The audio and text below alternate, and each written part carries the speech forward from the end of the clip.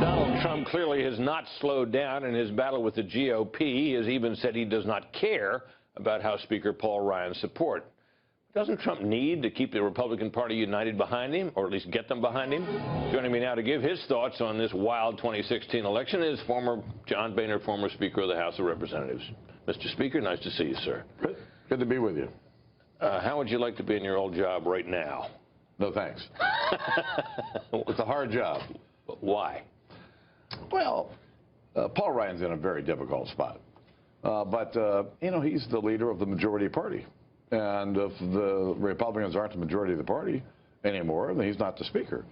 And so Paul is looking out for his members, trying to help them do whatever they need to do to get elected in this crazy political season that we're in. Now, he's not withdrawn his endorsement of Donald Trump, but he did, react pretty strongly when that vulgar videotape hit last week. When you saw that and saw what was in it, what was your reaction as to how this would play with the public at large? Well, I was disgusted by it. I thought most Americans would be disgusted by it. And frankly, I'm a little surprised that more people aren't disgusted by it. So your view was this was dynamite? I thought it was dynamite. I thought it was real bad.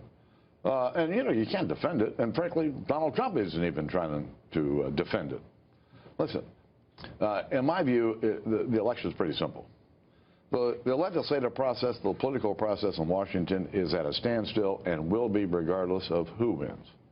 And the only thing that really matters over the next 4 years or 8 years is who's going to appoint the next Supreme Court nominees. I just believe that the next president's going to appoint 2, 3, maybe 4 justices to the Supreme Court and all throughout the federal court system. Because more and more issues, because they can't be dealt with legislatively, are going to end up in the court system. And so I believe that Donald Trump's view of who these judges should be is much closer to where I am than the judges that Hillary Clinton would appoint. So you plan to vote for Trump? I'm going to vote for him. And his seeming lack of knowledge about so much of what the president's involved doesn't bother you? There's a lot of things that I disagree with Donald on. But as I said, the most important thing about this election is who these judges are going to be appointed. We have to understand, Supreme Court justices today are going to serve 20, 30, 40 years. The biggest impact any president will have on American society and on American economy is who's on that court.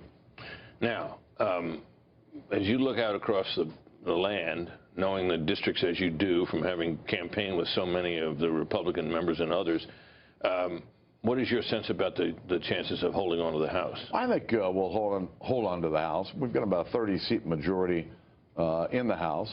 But there are, about 10 members who sit in seats that were won by Barack Obama.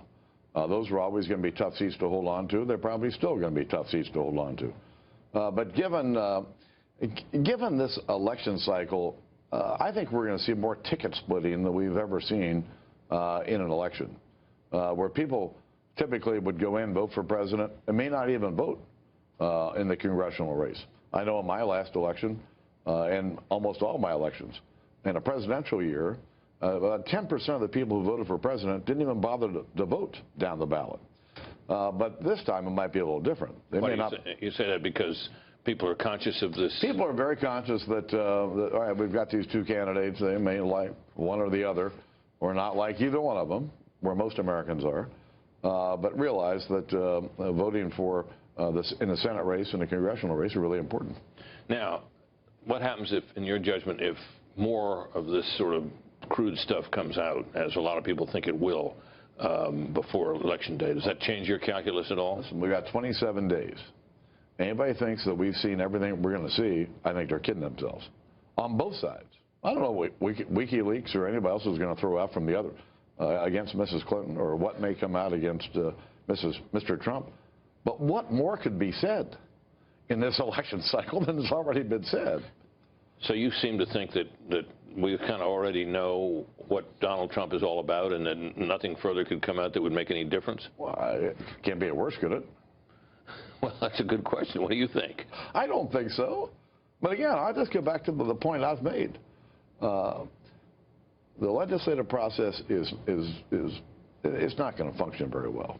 Even if he's elected in a Even Republican, if he's elected, and the Republicans control both houses? Both of these candidates for president have painted themselves into a pretty far corner. And their ability to move beyond the people who elected them to work toward the middle to get things done, I think is going to be severely tested. And so you're going to see more and more issues in our society end up in the court system and eventually end up in the Supreme Court. And that's where the real action is going to be. Mr. Speaker, good to see you, sir. Nice to see you. Thank you very much for coming in. Thank you.